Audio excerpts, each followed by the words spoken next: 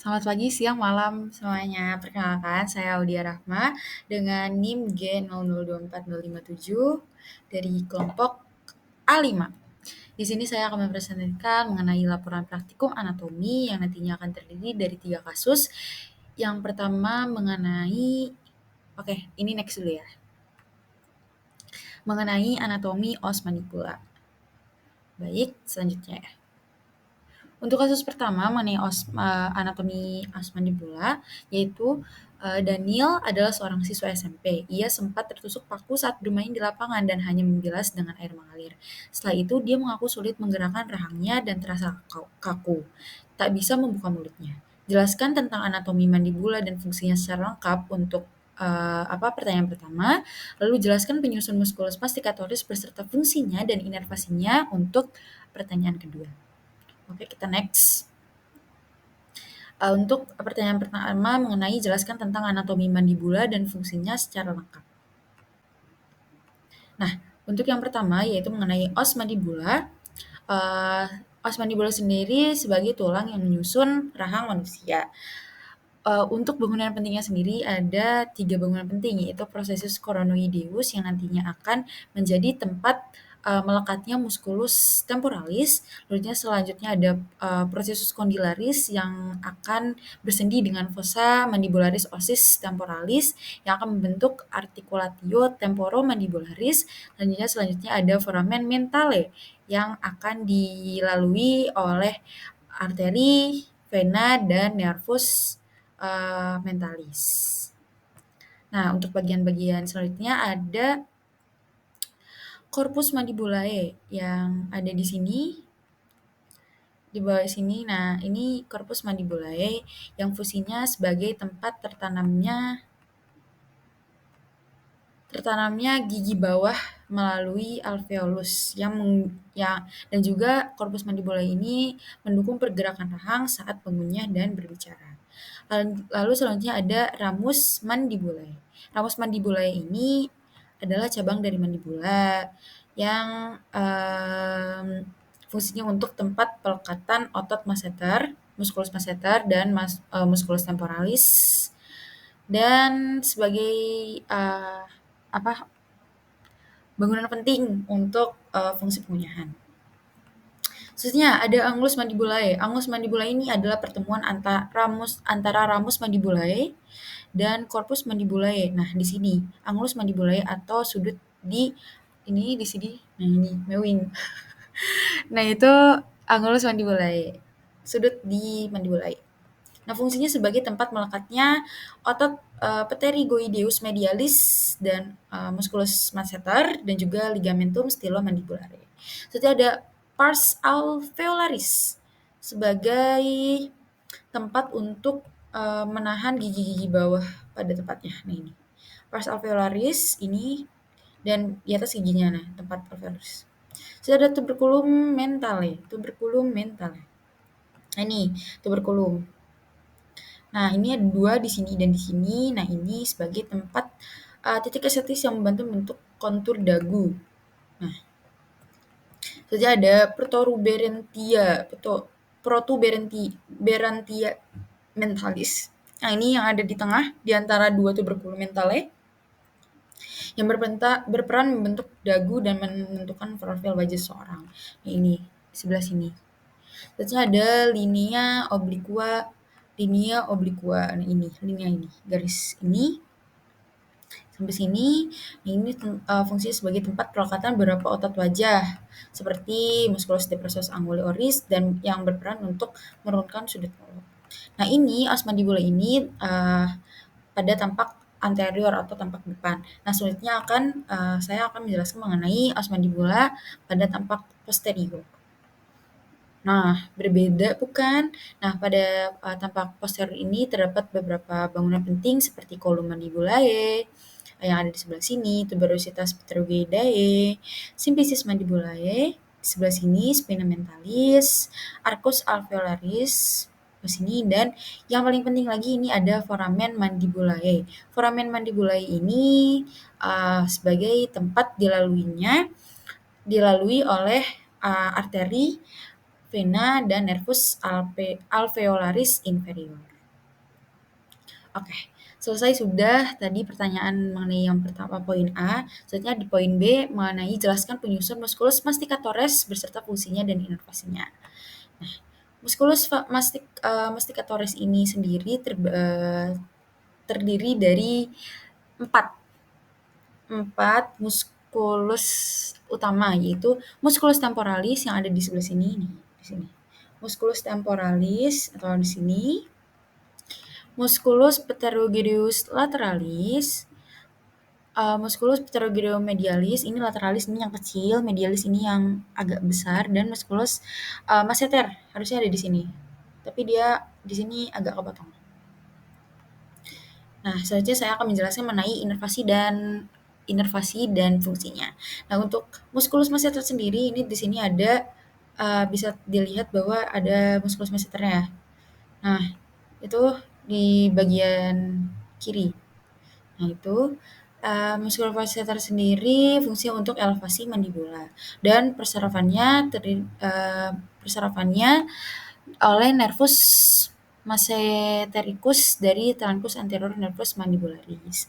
Selanjutnya ada musculus temporalis yang fungsinya untuk elevasi dan retraksi mandibula, juga berpartisipasi dalam gerak dari sisi ke sisi. Nah, ini temporalis yang tadi yang di atas. Persarafannya adalah dari nervi temporales profundi dari trunkus anterior nervus mandibularis. Selanjutnya adalah musculus pterygoideus medialis, fungsinya sebagai elevasi dan gerak dari sisi ke sisi mandibula dari persyarafan nervus pterygoidei medialis dari nervus mandibularis. Nah, ini yang mana? Yang ini. Sebelah sini ya, mandibularis lagi. Medialis. Nah, selanjutnya ada yang terakhir musculus pterygoideus lateralis, ini yang kecil di sini tadi, yang agak dekat telinga. Ini, sini. Gede gini, sini. Sini. Nah, itu dia fungsinya sebagai protrusi dan gerak dari sisi ke sisi mandibula dan persyarafan dari nervus pterygoidei lateralis dari trunkus anterior nervus mandibularis atau dari ramus buccalis. Oke, sekian untuk kasus pertama.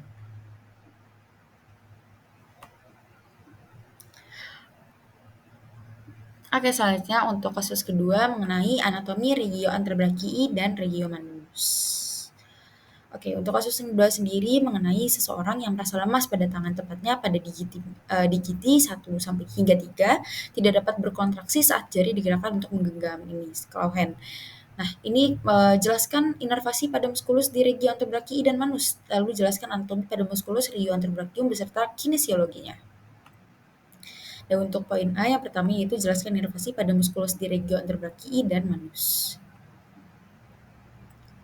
Nah, saya sendiri akan membagi antara dua ya, dua regio, yaitu regio anterbrachium dan regio manus, dan regio anterbrachium sendiri akan terbagi menjadi dua, yaitu pada muskul pada regio anterior dan muskulus pada regio posteriornya.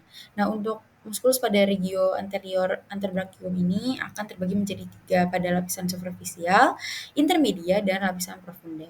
Pada lapisan superficial sendiri terdapat musculus flexor carpi ulnaris yang caputnya itu dari humorale yang nantinya akan diinervasi oleh nervus ulnaris. Lalu selanjutnya ada musculus palmaris longus yang akan diinervasi oleh nervus medianus. Selanjutnya ada musculus flexor carpi radialis yang akan diinervasi oleh nervus medianus.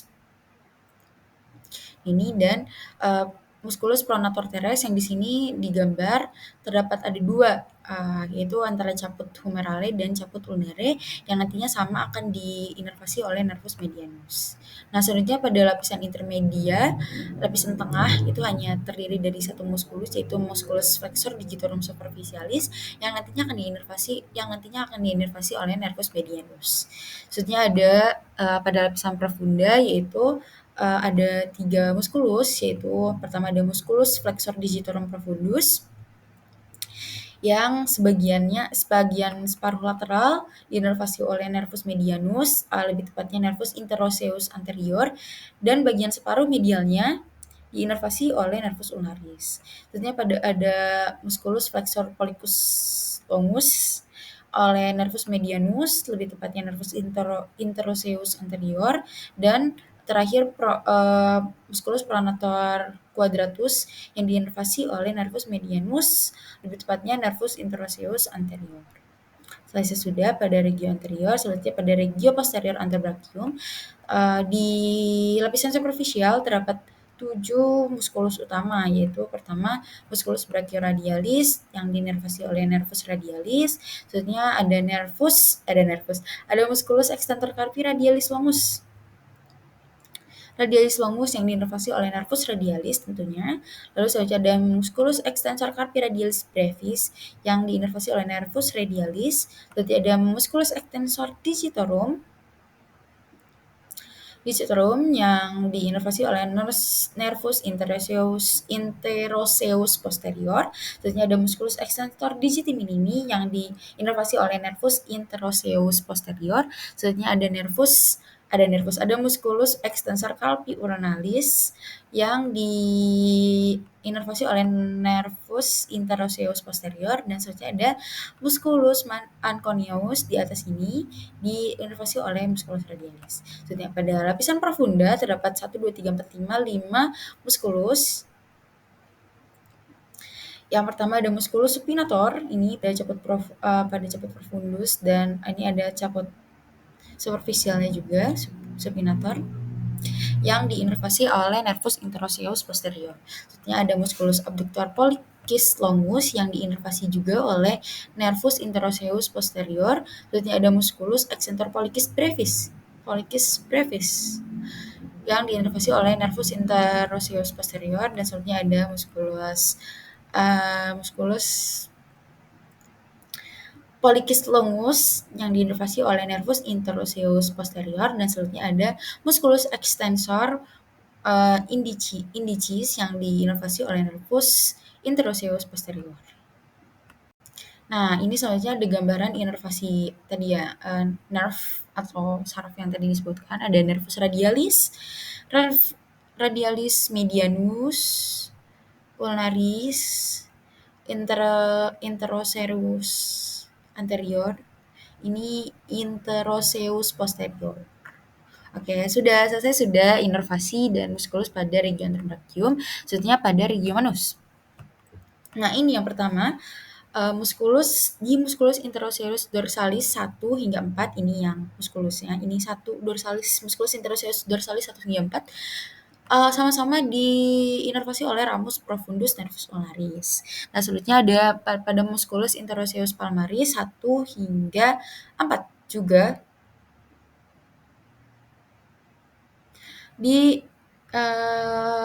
diinervasi oleh ramus profundus nervus ulnaris juga. Lalu selanjutnya pada musculus adductor pollicis yang di sini digambar ada caput versum sama caput obliquum.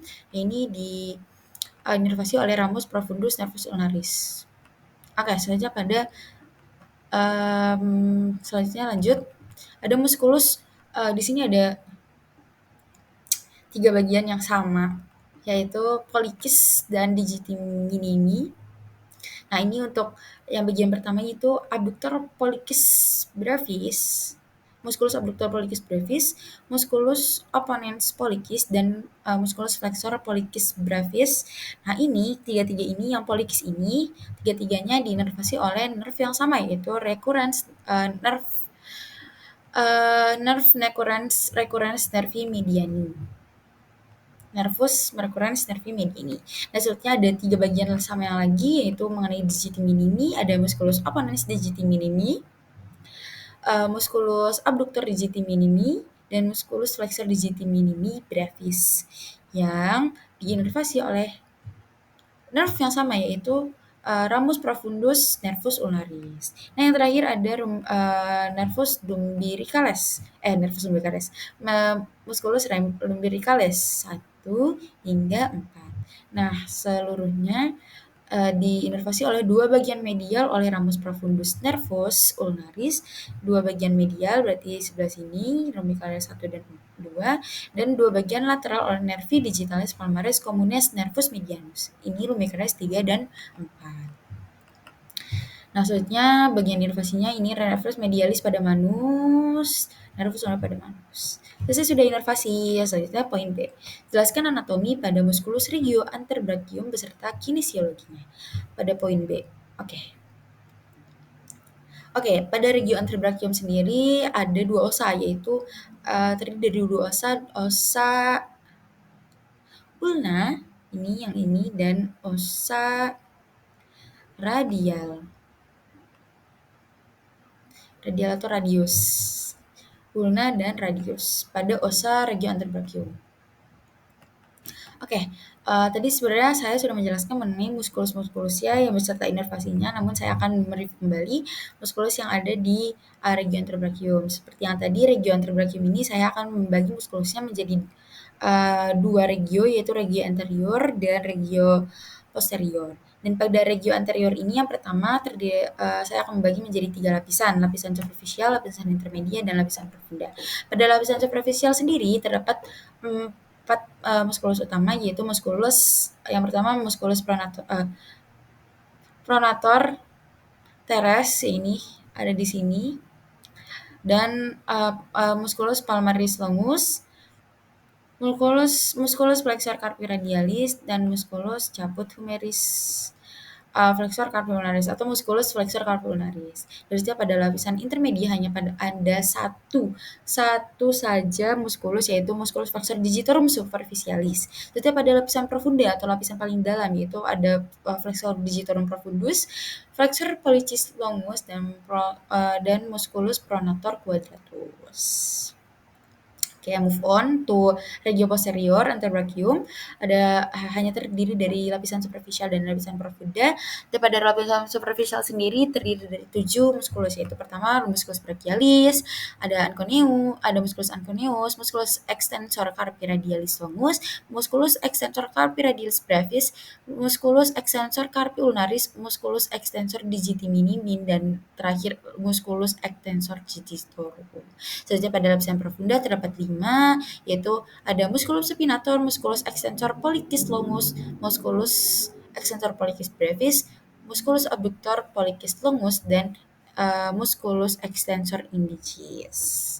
Selesai sudah muskulus pada regio anterbrachium. Selanjutnya kinesiologi pada anterbrachium. Nah, kinesiologi pada regio anterbrachium terdapat 4 kinesiologi utama, yaitu fleksi ekstensi yang saling berantagonis dan pronasi supinasi yang saling berantagonis juga. Nah, pada fleksi ekstensi ini sebenarnya terdiri dari artikulatio dari 2 regio, yaitu pada regio brachium dan anterbrachium. Nah, pada ini humerus dan ulna radius. Ini saling artikulatio bergerak. Nah, untuk pronasi supinasi itu ini. Nah, seperti ini. Nah, yang bergerak hanya pronasi supinasi antara ulna dan radiusnya. Oke, sekian. Terima kasih untuk kasus kedua. Untuk kasus ketiga, anatomi os femur dan artikulatio genu. Nah, untuk kasus ketiga sendiri mengenai seorang pria 23 tahun yang mengalami cedera lutut saat bermain futsal. Ia merasakan bunyi krak dan lututnya terasa tidak stabil. Setelah kejadian, lututnya membengkak dan sulit digerakkan. Nah, untuk pertanyaannya, jelaskan anatomi penyusun artikulatio genu yang lengkap. Dan yang kedua, jelaskan ligamentum yang memperkuat artikulatio genu. Dan yang ketiga, jelaskan mengenai anatomi os femur. Yang pertama, jelaskan mengenai anatomi penyusun artikulatio genu yang lengkap. Artikulatio genu merupakan sendi sinovialis terbesar pada tubuh manusia yang berjenis sendi atau bermorfologi ganglionimus dan mempunyai fungsi untuk menopang berat tubuh. Artikulasi itu sendiri terdiri dari fascias articularis, meniscus, dan ligamen yang menyusun beberapa artikulatio penguat, yaitu articulatio femoropatellaris, yang letaknya ada di sini. Pertemuan antara femur dan patella membentuk sebuah articulatio. Artikulatio itu adalah femoropatellaris, sesuai namanya femoro dan patella. Selanjutnya ada articulatio meniscofemoralis, yaitu pertemuan antara meniskus yang ada di articulatio genu dan pertemuan dengan apa dan os femur. Selanjutnya ada articulatio meniscotibialis, yaitu pertemuan antara meniskus yang ada di articulatio genu dan os tibia yang membentuk articulatio meniscotibialis. Nah, artikula-artikula tadi terdiri dari beberapa tadi penyusun yang sudah saya sebutkan, yaitu pertama ada artikula femoropatellaris yang disusun oleh fascias patellaris os femur, fascias patellaris os femur, dan fascias articularis patellaris. Nah ini di sebelah sini. Ini apa bezanya? Bezanya adalah ini di patellanya. Kalau ini fascias patellaris itu nanti si ininya apa? Si femurnya. Nah itu deh. Kayak gitu. Nah, ini selanjutnya pada articulatio meniscofemoralis terdapat condylus femoralis.